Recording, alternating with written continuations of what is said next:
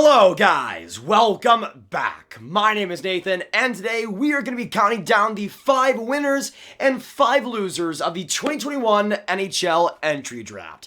Now the 2021 NHL draft is pretty much officially over, and we can now look at the steals, the reaches, the best picks, the worst picks, and everything in between. But who are the biggest winners of this 2021 NHL draft, and who are the biggest losers as well in this year's NHL draft? Watch till the end for all of the rankings, all of the losers and winners, and hit that subscribe button if you're new. 60% of the people watching are not subscribed, and we make daily hockey content on here. If you like hockey, if you like the draft, this is the place to be. Now, over these past couple of seasons, I've watched about 65 of this year's draft class prospects at least a couple of times, and about 100 of the prospects in this draft class at least once. So I'm going to be judging these winners and losers based off what I've seen and what I think the draft classes will look like in the next few seasons. But we're going to start out with the first winner of today's video, a team that I think absolutely blew it out of the park in this year's NHL entry draft. We're going to start out with a team that's starting their rebuild and has started it off strong with the Columbus Blue Jackets. They really had an underrated draft in my opinion, and so far the talent and the motto has been talent and skill. Absolutely amazing. And their first few picks in the first round were Kent Johnson, Cole Sillinger, Carson Kuhlmans. Then you had Stanislas Vozol, Julien Richard, James Malatestia. There's quite a bit to like there for the Columbus Blue Jackets, but again, they're focusing on skill, they're focusing on upside, which if you don't know me already, I heavily value, especially in the first couple of rounds. I think valuing that upside, valuing that potential is super important. But with picks like Kent Johnson, Cole Sillinger, they're just going all out with it, which I think is super important. For Columbus, with guys like Kent Johnson, you're bringing in big time skill. Same thing with a Cole Sillinger. Both of those guys could end up working off each other eventually if they get a number 1 center alongside him, and could be top 6 forwards in their own right. Kent Johnson especially could be the most creative and the most entertaining prospect and player of this draft, and if developed right, could be a first line guy. But you also got guys like Kuhlmans, who I think are really solid projects for Columbus. Same thing with Stanislas Vozol, who's a really good puck mover, really good passer, and could be on that team in a few seasons. But even picks like Richard and Malatestia, I think, provide again some good talent, some good skill, and really round out that draft class for Columbus. Just a fantastic draft year, and especially compared to the years in before where they had like almost 0 picks, this is a major upgrade, and again, a great start to that Columbus rebuild. But now moving on to the first loser of the 2021 NHL entry draft, we're now going to go to a team that I think made some major mistakes in these past couple of days, not just even with the draft, but even in trades. But honestly, I'm so disappointed with this team right now, and the first loser of the entry draft has to be the New York Rangers. Just a disaster of a week for the New York Rangers, time and time again. This draft was no exception. When it came to their big draft picks, you had Brent Offman, 15th/16th overall. You had Hayden Grube as the next pick, Ryder Korzak, Brody Lamb, Kalle Vesinen, Talon Bacco, Yaroslav Chemler. The amount of talent the New York Rangers left off the board is absolutely staggering. And it's super confusing as well with the New York Rangers trying to go more in this gritty and big area. Why then draft guys like a Dylan Duke, like players that can actually bring gritty size to the team? And comparatively, Offman at 16th overall is just simply a bad pick. The guy cannot skate right now. He's still a very raw prospect, and he's a left winger, the last position the New York Rangers need right now. And I don't usually advocate for drafting for need, but in this spot, we've got guys like Svechkov, great centerman available. You go for Offman at this spot. I just don't see why that even is any situation where you go for that. But even picks outside of that, like Hayden Grube, where there was so many good upside potential guys, you go for a guy who I think maxes out as a 4th line option. For me, New York made just disappointing pick after disappointing pick, and honestly, looking at the only one I'd say is kind of decent is Ryder Korzak, but even then there were some great options still available. Every single pick to me was disappointing, and there was better options, and for New York, I just don't like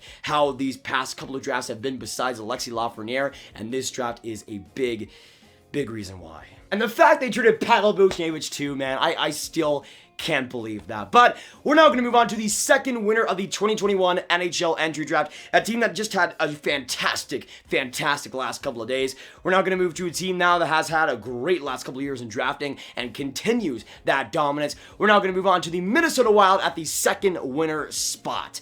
To me, Minnesota had an amazing NHL draft once again, and Minnesota's prospect pool continues to be one of the most underrated in the draft class. But Minnesota ended up getting Jesper Wallstedt, which is one of the best picks, honestly, of this draft at 20th overall. Great upside pick and could be one of the best goaltenders of the next generation, I feel, and could be a dominant star there in Minnesota. You also got picks as well on top of that, like Carson Lambos, who I think fit in right well into that team. Jack Parrott, who I think is obviously homegrown in Minnesota and will do, I think, really good on that team eventually. Also picks as well, like Kyle Masters, like Josh Pilar, that I think do have potential for the Minnesota Wild. There's some really good picks here, but mainly those picks in the first couple of rounds: Parrott, Wallstedt, Lambos, some really good additions to an already very solid Minnesota prospect pool, and honestly, it might be top 5 in the league now. It is that good. But especially for Minnesota, after already having Kaapo Kähkönen, Jesper Wallstedt makes that goaltending depth chart look a lot more scary. Now we're going to move on to the next loser, though, the second loser of the NHL entry draft.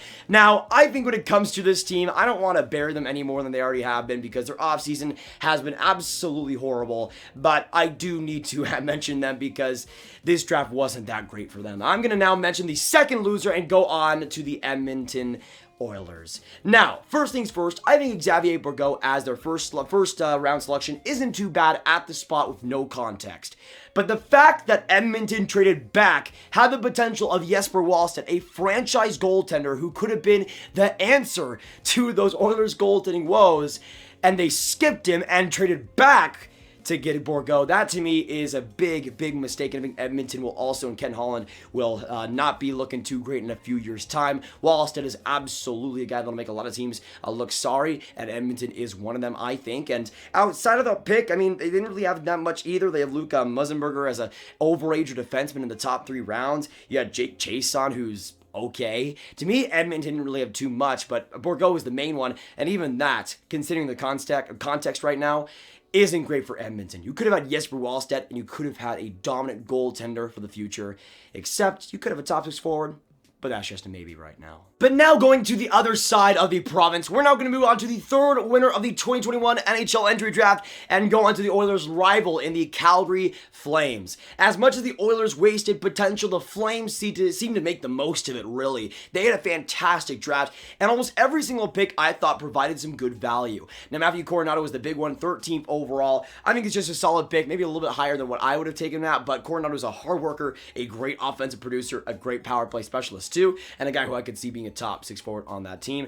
But even outside of that Coronado pick, you got some great options. William Stromgren is one of the most interesting and enticing players of this draft, and if it fulfills his potential, could be a top 6 forward. You also have guys like Cole Hawkins, who I think are super underratedly efficient, Cameron Wynot, who's a solid prospect, and Cole Jordan, who I think at his spot in the 4th or 5th round is a perfectly acceptable risk to take. He has talent and he has potential, and honestly, combining everything, Coronado, Wynot, you have also Hawkins, Stromgren, some really good potential and also efficiency mixing here with Calgary. Some players that are going to make the NHL and some players that are maybes, but a lot of talent here, a lot of skill. And I think for Calgary's prospect pool that it was kind of middling, kind of below average, this is exactly what they needed. Just a fantastic draft and adding to a prospect pool that desperately needed it. But as I'll mention as well with some other teams that I think won this draft, they add a nice combination of size, speed, grit, and finesse that I think will definitely help them in the future. Now we're going to move on to the third loser of this 2021 NHL entry draft, and this was a team that I saw having so much potential, especially after their first pick in the draft. But this is why I didn't make my winners and losers video after the first round, because it can be deceptively, it can deceive you really with the rest of the draft going on. And this team, about as much as any other, wasted so much talent and so much potential. We're now going to go to the third loser and go on to the Arizona Coyotes. I really don't know what the Coyotes are doing, especially after the Guenther pick. Guenther is a solid pick at number 9, and I think in that spot you can't really complain. But afterwards, with every other pick, there honestly wasn't even one that I even could see the reason for, really. Looking at their other picks outside of that, I mean, they got Josh Doan, who, let's be honest, could have been had in like the 3rd or 4th round, and I was just like, oh, let's bring on Shane Doan's relative. That's just how I saw it, and he's not worth a 2nd round pick. You also got Ilya Fedotov, who is okay, might have potential, but in Arizona, I don't think so. Giannis Moser, Emil Martinez, Martinson, Lilleberg, Rasmus Korhonen, just guys that I don't really see being factors at the pro level, at the North American level. And for Arizona, maybe they're able to find their next Jan Yannick, but at this class right now, from what I've seen, it just really isn't there. Besides Dylan Guenther, there wasn't a pick that I loved, and for Arizona, who desperately needed a boost in the prospect pool, and they had so many picks this year too, desperately failed. And I'm so sad to see that, because Arizona needed it. But now we're going to go on to the 4th winner of the 2021 NHL entry draft, and a team that I think did very, very well for themselves.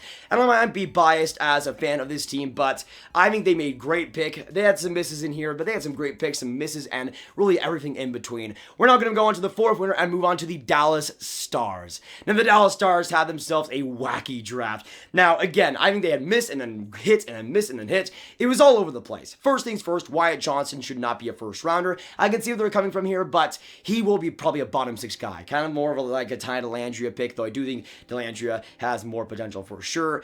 Wyatt Johnston doesn't have much holes in his game, but also wouldn't have been my pick. But right after that, they got Logan Stankoven, one of the steals, I think, of this NHL draft at 47. A fantastic pick and was top 20 in my rankings. A guy that I think will fit so well with that Dallas Stars organization and will get the hard work, get the testimony, I think, to get into the NHL and be a big part of the team. You also have a pick like Artem Grushinov, which I didn't really see the reason for. Justin Ertl was a weird one. But then you got picks like Artem Martino, which I love as a breakaway offensive speed specialist, who I think has so much potential in this league. And then you got picks like Connor Roulette, who are just solid picks at 111th overall. Really a lot to like, I think, in this Dallas Stars draft class. And the Stars already had a pretty underrated prospect pool. This just adds on to the depth that they have in really all positions. But now we're going to move on to the 4th loser, and this is the last loser I want to mention because I do want to end it off with a winner and end it off with a high note. And I want to say first, before I mention this team and actually name the name, I want to say first, for the fans of this team, I do not hate your team. I just disagree with the philosophy of the drafting recently. Now, this team likes to go physical. They like to go big. We know that. But for me, I've seen this team waste a lot of talent recently, going to other teams and skipping on different guys. This year, though, was just a different beast for this team. And I saw a lot of picks that I was just confused by. And again, I don't hate your team, but with the 4th loser, I have the Ottawa Senators. Now, again, I think there will be a couple of NHL players from this mix. Tyler Boucher, I think, will be an NHL player at the very least and could be a solid 3rd line option, maybe 2nd line option, but I don't really see that. But outside of that, looking at the guys they selected, I don't see Zach Ostiavchuk being an NHL player. Same thing with Ben Roger or even like a Carson Latimer. I do like the pick of Oliver Johansson. That has some real potential, I think. But besides Tyler Boucher and Johansson, I don't really see what the Sens are completely doing here. I know what they're doing and I know what they're going for, but it's not what I would do. Again, I want to see upside. I want to see potential in my draft picks, and Ottawa goes in a different direction. Nothing wrong with that, but we'll see who gets the last laugh by the time these draft classes are in a few years' time. But right now, as it stands, I think Ottawa is a loser with a potential they could have gotten. But to end it off with a high note and end it off with a Canadian team, we're going to go to the 5th winner of the 2021 NHL entry draft. And I said at the beginning of the video, my 5th winner would actually be the biggest winner, in my opinion, of this draft. And I think that reigns true. Going on to the biggest winner of the 2021 NHL draft, I have the Winnipeg Jets. I know, they only made 4 picks. But every single pick was awesome. Now, let me explain this. Winnipeg is so obviously going for skill, going for talent, and not drafting by team need. That is exactly the kind of philosophy I think that works for a lot of NHL teams, and then could definitely work for the Winnipeg Jets. They went for the best players available, and they went pure talent. That is exactly the draft philosophy I like to see, and Winnipeg did that. Chaz Lucius at 18th overall. That is an absolute steal. Nikita Chibrikov in the 2nd round. Just an amazing pick. Then you have as well Dmitry Matthew Kuzmin, who is a wonderful bet in the third round as one of the potentially best offensive generators defensively in this draft. And then you have Dmitry Razetsky, who I think was one of the best undrafted players in last year's NHL entry draft. He gets drafted here today, and I think could also have some really solid potential with Winnipeg in the future. But every single pick I had with Winnipeg just provided interest, intrigue, and really, I think was a slam dunk. Especially Lucius, especially Chibrikov, especially Kuzmin. These are guys that I think could be big parts of this Winnipeg team,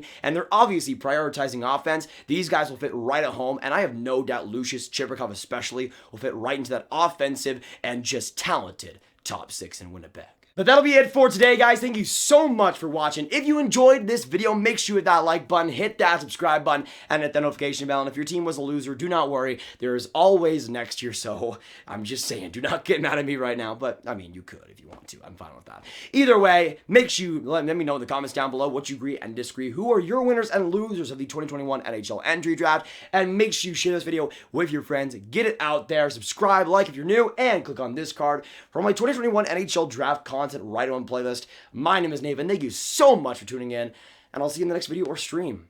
Goodbye.